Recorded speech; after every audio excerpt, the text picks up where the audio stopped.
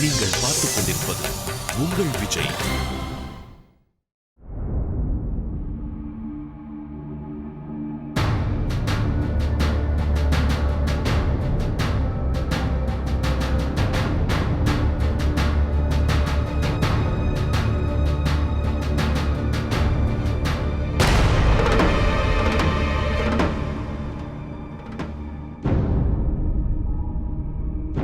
நீ அரைக்கோவல் விடுத்தாய் கார்த்திகேயா, அதற்கு நீ ஆயத்தமாக உள்ளாயா? அதில் ஐயம் என்ன? எனினும் இச்சமயம் எனது அரைக்கோவலை ஏற்க தகுதியுடையவர் என்று தாம் கருதும் அந்த நபர் யார்? கார்த்திகேயா,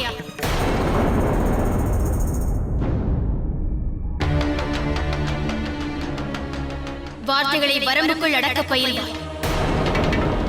எனினும் நான் எளிமையான வினா ஒன்றையே எழுப்பியிருக்கிறேன் தாயே. உனது வினா எளிமையானதுதான், எனினும் அதை எழுப்பிய விதம் மிகவும் கடுமையானது.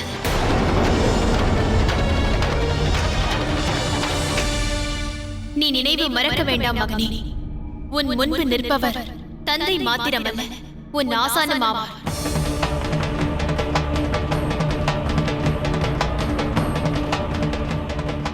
என்றும் எனது முன்னிலையில் எவரும் என் சுவாமியிடம் முறை தவறி உரையாடினால் அதை என்னால் சகித்திருக்க இயலாது.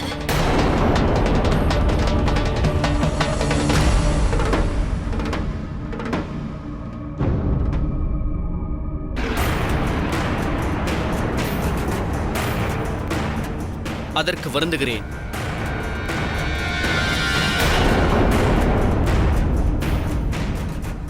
இனி என்னோடு மோதவிருப்பவரை அழைக்கலாம்.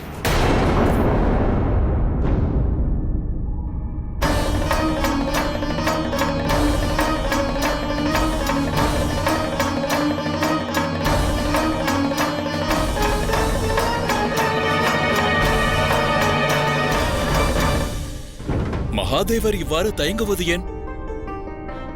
எதற்கு இந்த சிந்தனை?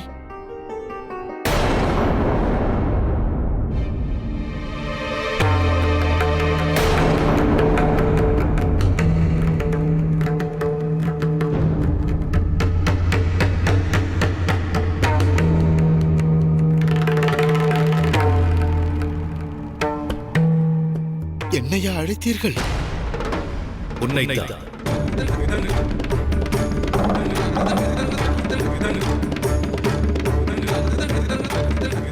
குமரனோடு துவந்தம் புரிய இருப்பது நீயே.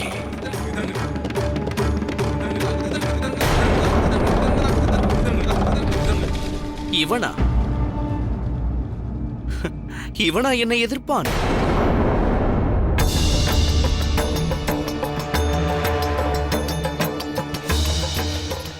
நியாயமான வினா. குமாரரோடு நான் எப்படி துவந்தம் புரிவேன்?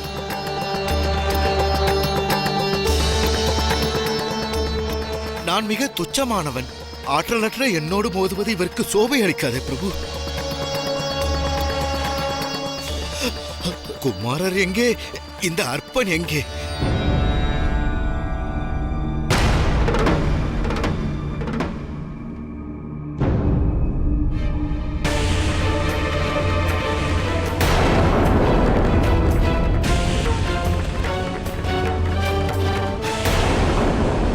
இந்த பூதகணத்தை சேனாதிபதி குமரர் இமை பொழுதில் வீழ்த்தி விடுவாரே. தேவேந்திரா, இச்சமயம் தம்மிடத்தில் நான் இருந்தால் தற்சமயம் மகாதேவரது எண்ணம் குறித்து சிந்தித்துக் கொண்டிருக்க மாட்டேன். மாறாக மகாதேவர் செய்வது யாதாயினும் அது எனக்கும் மற்றும் ஏனைய தேவகணங்களுக்கும் சாதகமாக இருக்க பிரார்த்திப்பேன். ஆம்,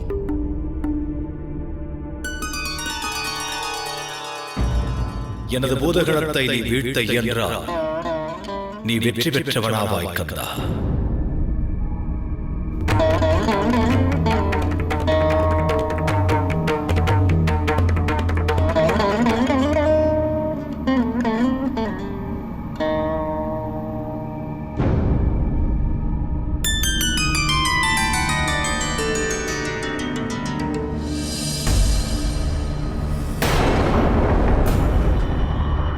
இவனை வீழ்ச்சியடைய செய்ய நான் எனது ஆயுதங்களை வீணடிக்க வேண்டிய அவசியம் ஏதுமில்லை.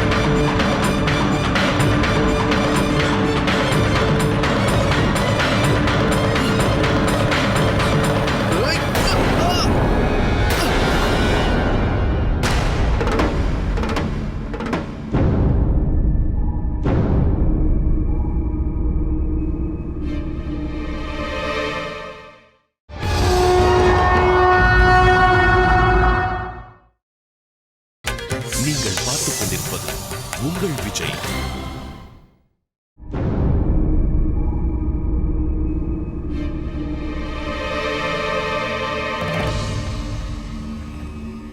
அகங்கார பூர்த்திக்காக செய்யப்படும் செயலானது அகம் வருந்தும் விளைவுகளை ஏற்படுத்துவது இயற்கை. நீ சேனாதிபதி, பெரும் ஆற்றல் படைத்தவன், அநேக வித்தைகளை வசப்படுத்தியவன்,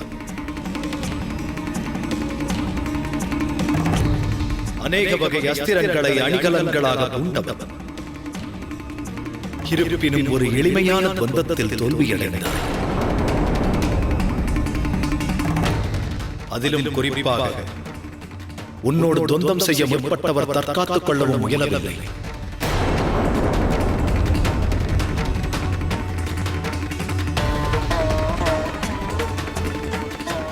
தன் எதிராளியை பலவீனமாக கருதுவது ஒரு வீரனது முதல் தவறு. தானே ஆற்றலில் சிறந்தவன் என கருதுவது இரண்டாவது தவறு. மன உறுதியினை மமதையின் பீடத்தில் அமர்த்தி வைப்பது மூன்றாவது தவறு.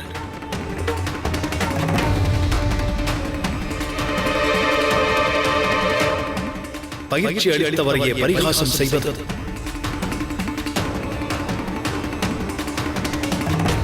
நான்காவது தவறு.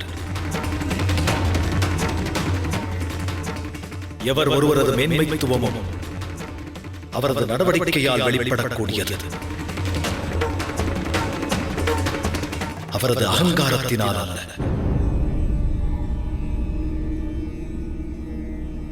அகங்காரம் சுய கண்ணோட்டத்தில் ஒருவரை உயர்த்த தவறாதது. எனினும் பிறரது கண்ணோட்டத்தில் அதுவே இழிவெண்ணத்தை ஏற்படுத்தும்.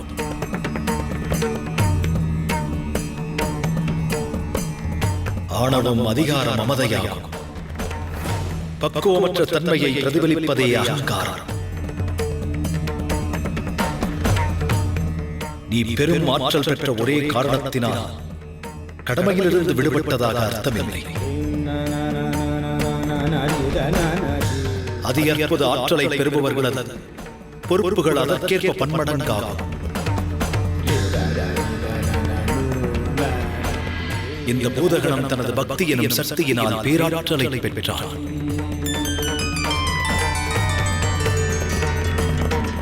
உன்னை போன்ற சிறந்த வீரனும் இவனை வெற்றி காண இயலவில்லை. சிந்தித்துப் பார். தாரகாசுரன் கடும் தவத்தில் ஆழ்ந்திருக்கிறான். தனது தீவிர பக்தியினால் எத்தகு வரத்தை அவன் பெறுவான் என்பதை அறியும். அது அவன் ஆற்றலை மேலும் பெருக்கும்.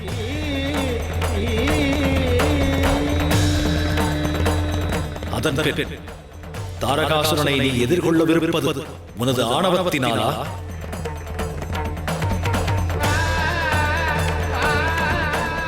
அது சாத்தியமல்ல.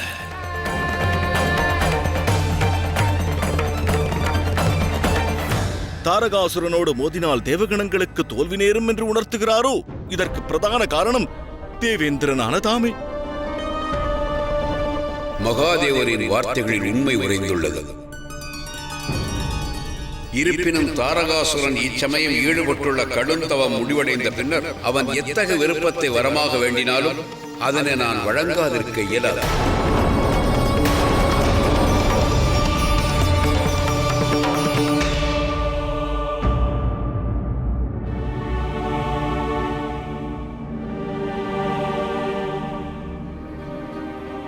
அத்துடன் இவ்வாறு நீ உன் தந்தையிடம் முறை தவறி நடப்பதும் உச்சிதமானதுதானா மகனே?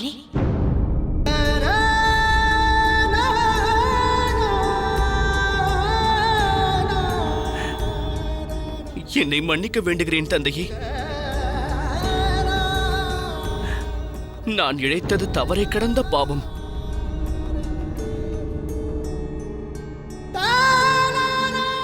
நான் பிரம்மையில் ஆழ்ந்ததை உணரத் தவறினேன்.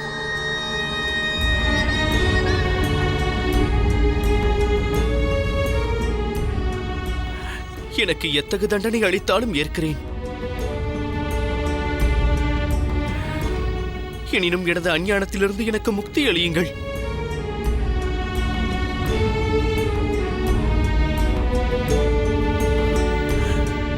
எனக்கு அருள் புரியுங்கள்.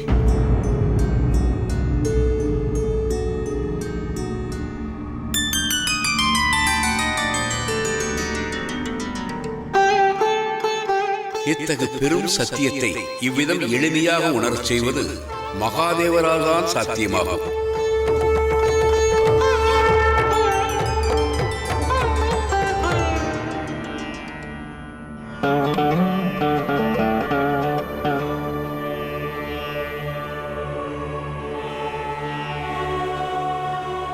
செய்த தவறை முழுமையாக உணர்ந்து அதற்கு தண்டனையும் வேண்டுவது பிராயச்சித்தத்தில் தலை சிறந்தது.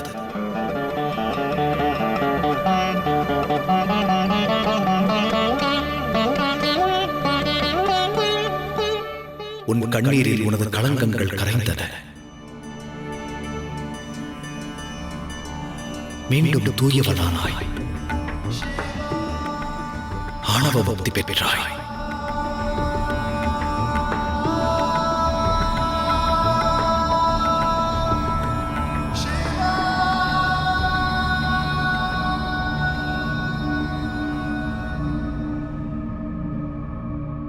எமது செயல்களினால் தமது உள்ளத்தை வருத்தினேன். நான் என்னை மன்னிக்க வேண்டுகிறேன்.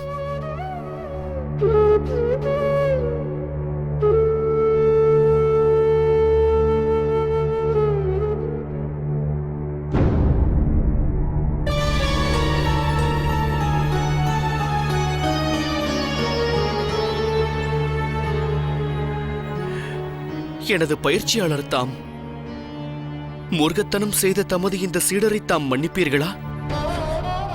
குமரா,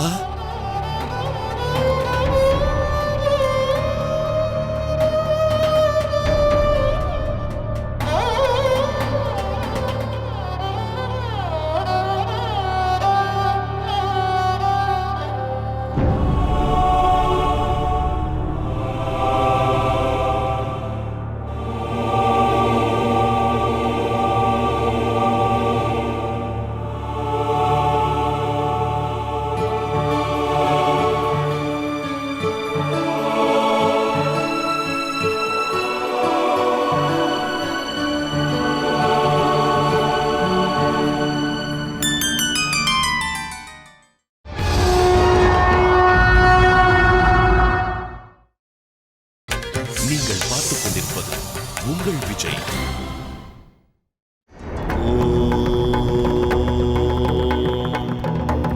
பிரம்மனே நமஹ. ஓம் பிரம்மனே நமஹ. ஓம் பிரம்மனே நமஹ. ஓம் பிரம்மனே நமஹ.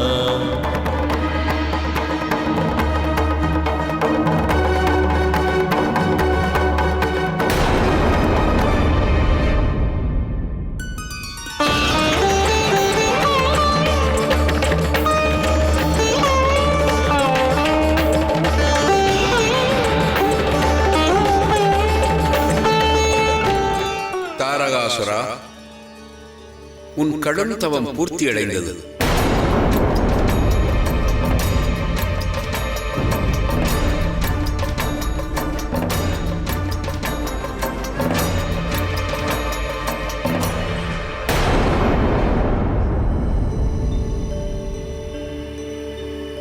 பணிகிறேன் பிரம்மதேவா.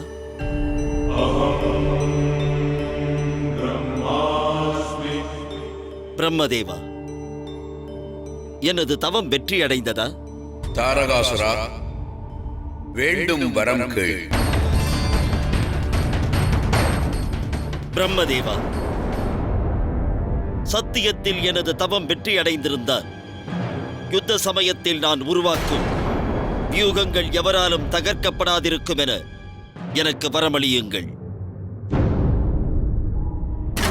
தனி ஒருவராயினும் சரி, பெரும் படையாயினும் சரி.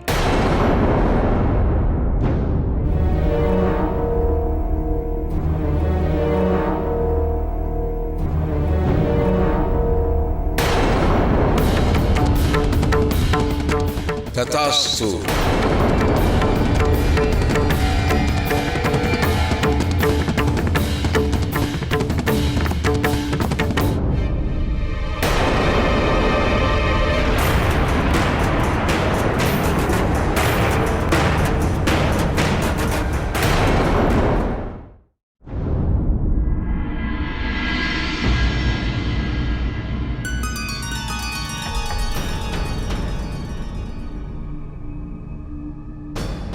பிரபு,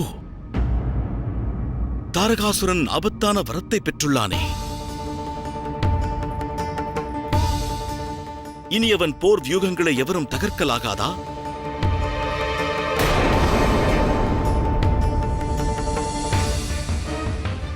தனி ஒருவனும் படைகளாயினும் அது சாத்தியமல்லவா? எனில் அவன் யோகங்களை நான் ஊடுருவ இயலாதா? அவனது வியூகங்களை நான் தகர்த்தெறியாவிடில் எவ்வாறு அவனை என்னால் வதம் செய்ய இயலும்?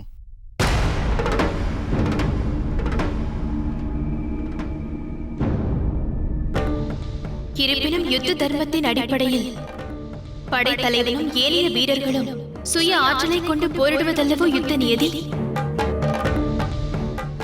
எனினும் பிரம்மதேவர் அளித்த வரத்தினால் யுத்தத்தின் நெறிமுறைகளே மாறுபட நேர்ந்ததே. இந்நிலையில் யுத்தம் எவ்வாறு பாரபட்சமின்றி நிகழும்? இது யுத்த நீதிகளின் கோட்பாடுகளுக்கு விரோதமானதல்லவா?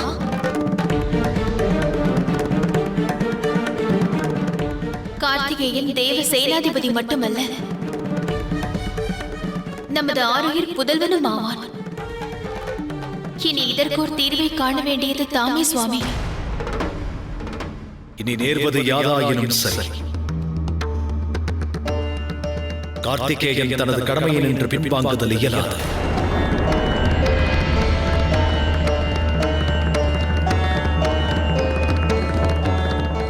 யுத்தம் நிகழ்வது உறுதி. அதில் மாற்றம் ஏதுமில்லை.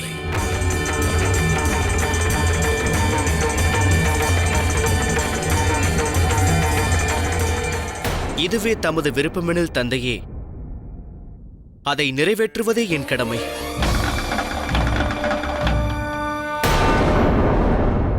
எனினும் அதற்கு முன்பு தாம் எனது ஒரு ஐயத்தை போக்க வேண்டுகிறேன். பிரம்மதேவர் அளித்திருக்கும் வரத்திற்கு பின்பு தாரகாசுரன் வியூகங்களை எவ்வாறு தகர்த்தெறிவது?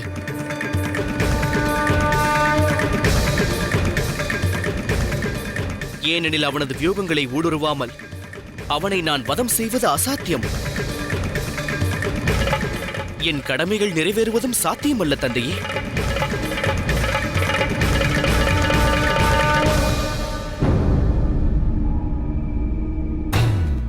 பெரும் வரமானது எந்த வீரனுக்கும் உறுதுணையாக நிற்கும். எனினும் பெரும் வரங்கள் மட்டுமே யுத்தங்களில் வெற்றியை உறுதி செய்யாது. யுத்தத்தில் வெற்றி பெற ஒரு வீரனுக்கு தேவை தன்னம்பிக்கை மற்றும் புத்தி சாதுரியம்.